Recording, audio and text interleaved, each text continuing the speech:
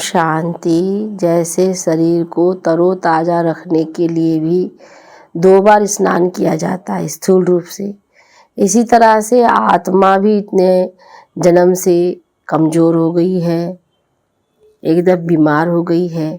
तो परमात्मा पिता हम बच्चों को यही समझाने देते हैं, आत्मा को शक्तिशाली बनाने के लिए इनको भी 2 बार ज्ञान स्नान कराओ, अर्थात ज्ञान मुरली जो परमात्मा की रोज़ चलती है वो 2 बार रिवाइज करें, यानी सुबह और शाम दोनों दिन दोनों बार जो है हम ज्ञान स्नान करें।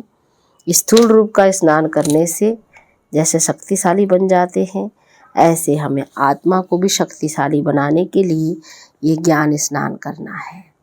तो जब हम अपनी ज्ञान स्नान करेंगे, यानी चेकिंग करना, यानी ज्ञान समझ के सुन कर के धारण करना, तो जो भूले माया कराती है वो भूले फिर नहीं होगी। परमात्मा की याद से हम अभूल बन जाएंगे। तो किस तरीके से अपने संभाल करनी है, कौन सा निश्चय हमारे पुरुषार्थ को शक्तिशाली बनाएगा, इसके साथ सदा ही बाबा की याद हमारे लिए बहुत शक्तिशाली बनाती है। सुनते हैं 17 मई 2023 के साकार बाबा के महावाक्यों में बाबा बोले, मीठे बच्चे स्वयं की संभाल करने के लिए रोज 2 बार ज्ञान स्नान करो। माया तुमसे भूले कराती, बाप तुमको अभूल बनाते। प्रश्न में किस निश्चय व पुरुषार्थ के आधार पर बाप की पूरी मदद मिलती है? उत्तर में पहले पक्का निश्चय हो कि मेरा तो एक शिव बाबा, दूसरा ना कोई, साथ साथ पूरी बलि चढ़े, अर्थात ट्रस्टी बने, प्यार से सेवा करें। ट्रस्टी बनकर बाबा कहते प्यार से हम बच्चों को सेवा करनी है, तो सेवा करें। तो ऐसे बच्चे को बाप की पूरी पूरी मदद मिलती है।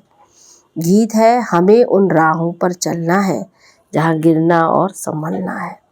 ओम शांति। गीत में ये कौन कहते हैं? परमपिता परमात्मा ज्ञान का सागर कहते हैं, बच्चे हम तुम्हें अभी जिस राह पर चला रहे हैं वह माया पर जीत पाने की जो मत अथवा राय दे रहे हैं, उसमें ये तो होगा ही, कोई गिरेंगे तो कोई उठते व संभलते रहेंगे, सुरजित और मूर्छित होते रहेंगे। सुरजित का होने लिए ये संजीवनी बूटी है, परमपिता परमात्मा की है ज्ञान बूटी। रामायण में भी कहानी है ना कि राम और रावण की युद्ध हुई, लक्ष्मण मूर्छित हो गया, फिर हनुमान संजीवनी बूटी ले आया। अब वास्तव में रामायण तो पीछे बैठ बनाया है, ऐसी कोई बातें है नहीं, ना कोई मनुष्यों की बनाई हुई गीता भगवान ने बैठ बनाई गाई है। बाप तो ज्ञान का सागर है। किसका ज्ञान? ये सृष्टि के आदि मध्य अंत का ज्ञान देती है, जिसका ही मनुष्यों ने गीता शास्त्र बनाया है। उस पर फिर नाम रख दिया श्री कृष्ण का। जैसे बाप की जीवन कहानी में अगर कोई बच्चे का नाम लिख दे तो क्या होगा, वैसे ही शिव बाबा ने जन्म दिया, गीता को ज्ञान दिया, उस गीता में श्री कृष्ण का नाम डाल दिया है, इसलिए अनर्थ हो गया है। गीता खंडन होने से सभी मनुष्य आत्माओं का बुद्धि योग परमात्मा से टूट गया है, तो मनुष्य पवित्र कैसे बने?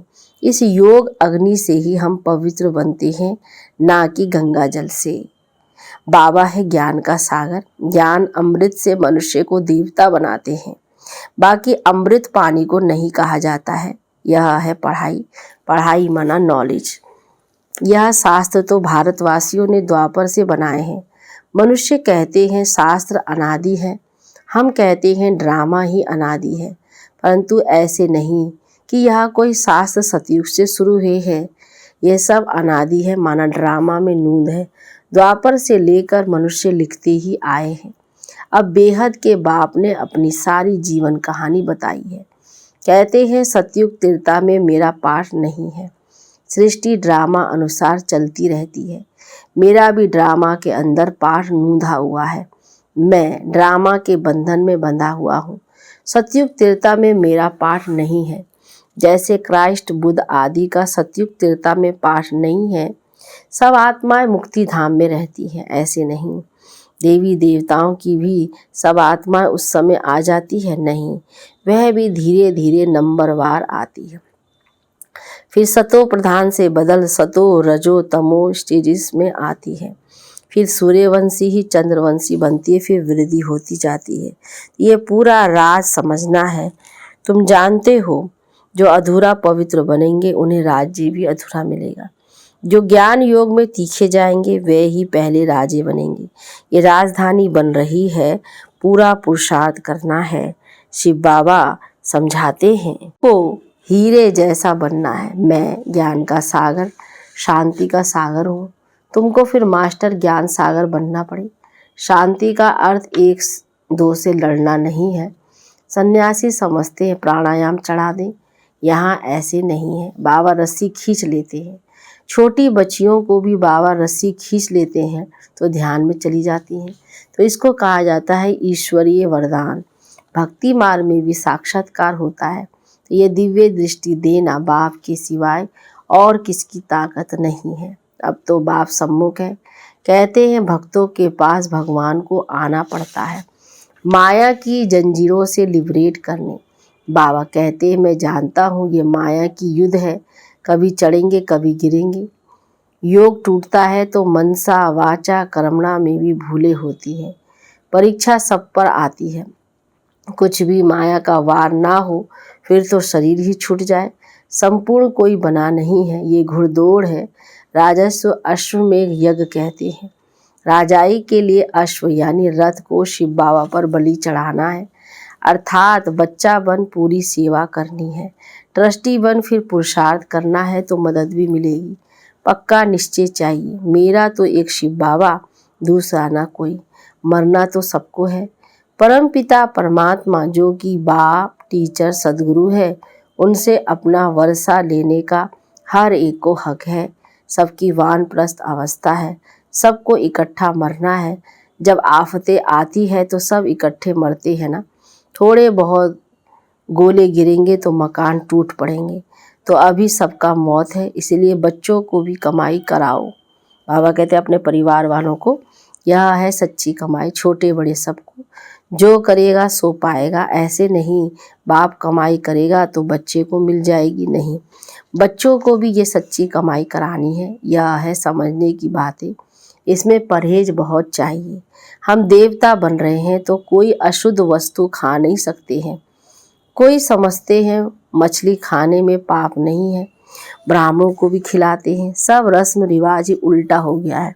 बाप कहते हैं बिल्कुल पवित्र बनना है, पहले ज्ञान चिता पर बैठना है।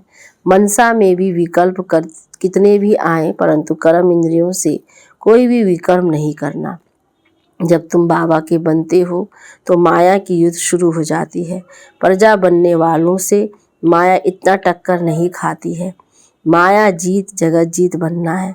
प्रजा जगत जीत नहीं बनती है। जगत जीत माना सूर्यवंशी चंद्रवंशी बनना। तो मेहनत कर 3-4 वर्ष पवित्र है, फिर थप्पड़ खा लेते हैं, फिर चिट्ठी लिखते हैं बाबा माफ़ करना। यहाँ कायदे भी हैं। बच्चा बना तो सारे जीवन के पाप भी लिखने पड़े। धर्मराज शिव बाबा इस जन्म में मैंने फिर ये पाप किए हैं तो आधा माफ़ हो जाता है। यहाँ भी लॉ है। आगे जज के आगे सच बतला बोलते थे तो सज़ा कम हो जाती थी। भूल करके लिखे नहीं तो 100 गुना दंड हो जाता। बच्चों के लिए बहुत परहेज है, बाहर वालों के लिए इतनी नहीं है, इसलिए डरते हैं। बेहद का बाप अथवा साजन जो सौभाग्यशाली बनाते हैं उनके बनते नहीं। भूले तो होती है परंतु आखिरन अभूल जरूर बनना है। यहाँ बहुत परहेज रखनी है। समर्थ का हाथ पकड़ा है तो बाप संभाल भी करेंगे। परीक्षाएं तो आएंगी, लेकिन ऐसे सर्वशक्तिवान बाप का हाथ पकड़ा है तो डरना नहीं चाहिए। बाबा कहते बाप तो संभाल ही लेंगे। सोतेले बच्चों को थोड़े ही करेंगे। सगे बहुत थोड़े हैं तो भी कितने बच्चे हैं जो बाबा को चिट्ठी लिखते हैं। कितनी पोस्ट बाबा कहते रोज आती है। बाप का तो एक हाथ है ना, हर एक लिखे मुझे अलग पत्र लिखो। अभी तो बहुत वृद्धि होगी, इतनी बे पोस्ट की और कोई की नहीं निकलती होगी। यह है गुप्त गवर्नमेंट, अंडरग्राउंड है। बाबा जितने चिट्ठी बच्चों को लिखे, जितने बच्चे बाबा को चिट्ठी लिखते हैं तो बाबा कहते हैं इतना कौन लिखेगा और भेजेगा। रिली जो पॉलिटिकल है, कोई हथियार आदि नहीं है। मंजिल ऊंची है, चढ़े तो चाखे वैकुंठ रस, गिरे तो चकनाचूर, राजाई गवाह प्रजा बन जाते हैं। समझा? बाबा समझा रहे। तुम बच्चे जानते हो भारत जो हीरे मिसल था वह कौड़ी मिसल बन गया है। अभी तो तुम कहेंगे हम नरकवासी से स्वर्गवासी बनने का पुरुषार्थ करते हैं। हम सदा सौभाग्यशाली बनने आए हैं। बाबा पति से पावन बना रहे हैं, फिर ये रावण राज्य नीचे चला जाएगा। यह चक्र फिरता है ना, रावण राज्य नीचे तो राम राज्य ऊपर आ जाएगा। अपने को बहुत संभालना भी है, संभाल वही सकेंगे जो रोज ज्ञान स्नान करेंगे।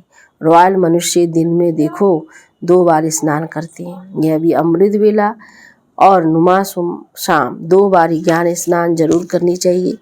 योग, बाबा कहते ज्ञान और योग दोनों धारणा करनी और करानी है। बच्चों को, स्त्री को भी सच्ची कमाई करानी है। 21 जन्मों का राज्य भागी लेना कोई मासी का घर नहीं है। समझा जाता है कौन कौन तीखा पुरुषार्थ करते हैं। बीमार हो तो डोली में बिठा कर ले आना चाहिए, है ना। बाबा इतना समझाने देते हैं, इतनी धारणा कराते हैं कि बीमार की हालत में भी कैसे भी आओ बैठ करके। ज्ञान अमृत मुख में हो तब प्राण तन से निकले। अंधा बहरा कोई भी कमाई कर सकता है। ज्ञान तो बड़ा सहज है। बाप से वर्षा लेना है, एक ही बार बाप सम्मुख आकर बादशाही देते हैं। बच्चे सुखी हुए हैं तो बाप वानप्रस्थ में चले जाते हैं। बेहद का बाप सबको सुखी कर खुद परम धाम में जय बैठ जाते हैं। फिर आत्माएं नंबरवार वहाँ से आती रहती हैं, कोई को भेजते नहीं हैं। ये कहने में आता है लेकिन ये ऑटोमेटिकली ड्रामा चलता रहता है। अपने टाइम पर धर्म स्थापन करने आना ही है।